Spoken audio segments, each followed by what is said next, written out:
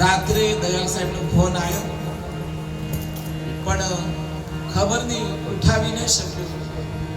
સતત વ્યસ્તતાની વચ્ચે પણ સવારે જોયું તો સાહેબનો ફોન આવ્યો અને ઉઠીને, આમ તો હું હરદાસપુર રહું છું, બે હરદાસપુર, અને સવાર થાય એટલે મારો આત્મા જાણે મારા લાલજી બાપા અને મારા ઈડરમાં ફરતું હોય છે, ખબર નહીં.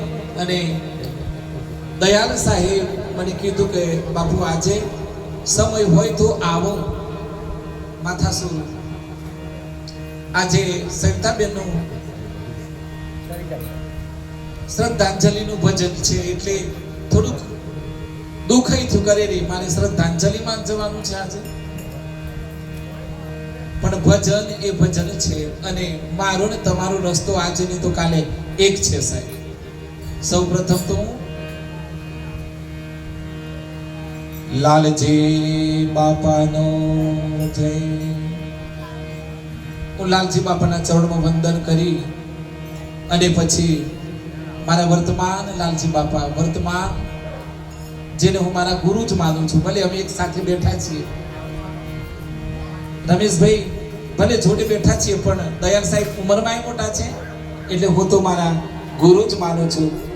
અને મારી જિંદગીમાં 4-5 વાસંતો છે ને કે મારા મા બાપથી પણ મા બાપ જેટલો એનો આધાર છે, એટલે મારા દયાલ સાહેબના ચરણો વંદન કરી અને એમના માટે જોરદાર તાળીનો ગડગડાટ બાપા. ઘર જેવી વાતો જ કરવી છે. બાજુમાં હીરા બાપા બેઠા છે, અમે રમેશભાઈ બધા કબીર કુઠિયા હીરા બાપા જોડે બેઠા. કચ્છમાં 21 વર્ષ રોકાણો. કચ્છમાં રામદેવ મંદિરે ભજન જાઉં. મેઘવાર સમાજના બાળકોને મેં ખૂબ ભણાયા છે સાહેબ. અને પણ આજે મારે હીરા બાપાને પણ વંદન કરું છું, પણ હીરા બાપા વિશે તમને એમ થાય કે નવા સંત ક્યાંથી આયા, પણ બે બાજુ એવા સંતો બેઠા છે. મેં જેને માન આપું છું ને એવા સંતો બધી બાજુ બેઠા છે. મારા ગોઠવાળા ચંદુ સાહેબ હોય, મારા ઈડર વાળા દયાલ સાહેબ હોય, મારા પ્રકાશરામ બાપુ હોય, મારા મણિયોર વાળા બાપા, અને જેની સુરતા સોમરિયાને જોઈન્ટ થઈ ગયું હોય ને એવા મારા હીરા બાપા.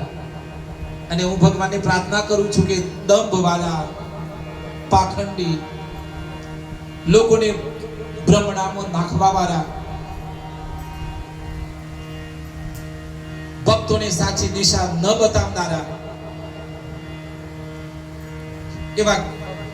એવા વ્યક્તિઓ કે એવા મને નથી જોઈતા. મને હીરા જોઈએ છે. મને મારા દયાલ સાહેબ, મારા હીરા બાપા, ચંદુ સાહેબ, પ્રકાશરામ જેવા સંતો મળ્યા છે ને, હું તો એમનો દીકરો બની અને જીવનભર એમના ચરણોમાં રહી અને ભક્તિ કરવા માંગુ છું. હું લાલજી બાપાની અહીંયા બેઠો ત્યારે હું લાલજી બાપાના ચિત્રોડા હું સમાધિ પહોંચી દર્શન કરીને પાછો આવી ગયો બાપા. અને લાલજી બાપા હંમેશા મારી આગળ રહે છે એવું મેં જોયું. અને બાપાની ઈચ્છા ન હોય તો હું ઈડરમાં ન આવી શકું બાપા. હવે સત્સંગ તરફ જઈએ.